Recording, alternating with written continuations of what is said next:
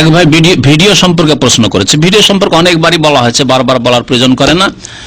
আমি বলছি এবং আমি সৌদি আরবের বড় বড় ওলামায়ে কেরামদের রেফারেন্স দিয়ে বলছি যে ভিডিও ছবি নয়। ভিডিওতে যে ছবিটা আসছে সেটা ছবি নয়। এটা যদি ছবি বলেন তো ওই লোক, আমি জিদ্দার বক্তব্য বলেছিলাম, কারণ জিদ্দাতে কিছু কট্টরপন্থী ভাইয়েরা হেদায়েত হওয়ার পরে আবার কট্টরপন্থী হয়েছে, ওদের উত্তর বলেছিলাম গত 1 বছর আগে, যে যারা বলবে যে ভিডিও ক্যামেরার এই বক্তব্য আসছে এটা ছবি, তাদের আয়না দেখা জায়েজ নয়।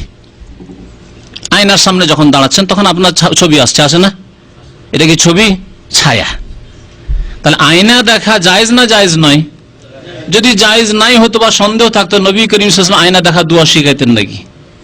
হ্যাঁ, আয়না দেখা যখন দোয়া আছে, আল্লাহ হাসানতা খালকি কামা হাসানতা খুলুকি, বা হাসানতা খুলুকি কামা হাসানতা খালকি, তো তাহলে আয়নাতে যেমন যে ছায়াটা আসছে সেটা স্থায়ী ছায়া নয়, দাঁড়িয়ে আছে না আছে, সরে গেলেন সরে গেল, ঠিক তেমনই ভিডিওতে বক্তব্য চলছে, তখন ছায়াটা আসলো, তারপরে সরে গেল সরে গেল।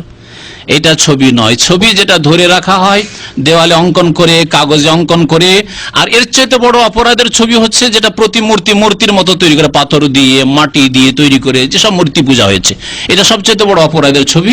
এর আগে অনেকবারই বলেছি। আল্লাহ পাক যেন বুঝার তৌফিক দান করেন আর হিদায়াত দান করেন।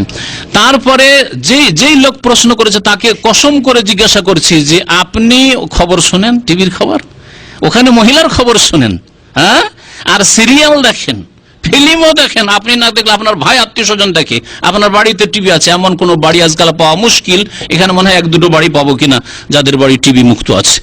আর যেখানে গুনহার কাজ দেখছেন, আর এখানে যদি দিনের কথা প্রচার করা হয় এই ভিডিও মাধ্যমে বা ডিভিডির মাধ্যমে, ভিসিডির মাধ্যমে বা ডিভিডির মাধ্যমে, তো সেখানে এই মানে শয়তানি ওয়াসওয়াসা এই জন্যই যে হয়তো আপনার অন্তরে বিদাত ঢুকে আছে। আপনি দেখছেন এই রাস্তাটা যদি বন্ধ করতে পারি তা আমাদের বিদাতগুলো বাঁচবে, নাহলে এরা তো বিদাতগুলোকে খান খান করে রেখে দিল। আমাদের মিলাদের বিদাত আর শবে বরাতের বিদাত সমস্ত। আমার কাছে গত সপ্তাহে এক মহিলা অস্ট্রেলিয়া থেকে, বাংলাদেশের মহিলা, সেখানে NSDP আছে, অস্ট্রেলিয়া থেকে সে ইমেল লিখছে যে আপনার শবে বরাতের বক্তব্য শুনে আমার শবে বরাতটা ক্লিয়ার হয়ে গেছে। ইন্টারনেটে, সেই ইউটিউবে, ইন্টারনেটে ওই বক্তব্য শুনে চিন্তা করেন। তাহলে এই যে ফায়দাগুলি হচ্ছে এগুলি বিদাতির বরদাস্ত হয় না। ওয়ালাউ কারিহাল বিদাতিউন, কথা বুঝতে পেরেছেন? ওয়ালাউ কারিহাল মুশরিকুন ওয়ালাউ কারিহাল কাফিরুন, তো শুনলেন এতে কোরআনে কারিমে।